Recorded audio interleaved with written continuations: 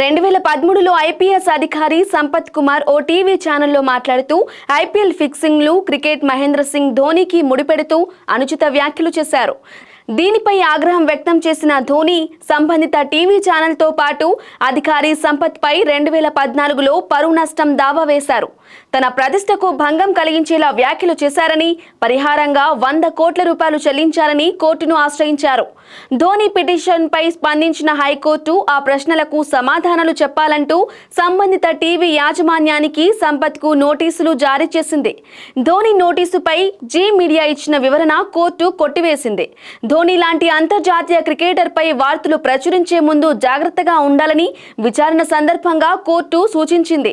Court ధిక్కరణ కింద వెంటనే సంపత్ కుమార్ పై చర్యలు తీసుకోవాలని మద్రాసు హైకోర్టును ధోనీ కోరారు. ఈ పిటిషన్ను విచారించిన న్యాయస్థానం సంపత్కు 15 రోజులు జైలు శిక్షను విధించింది.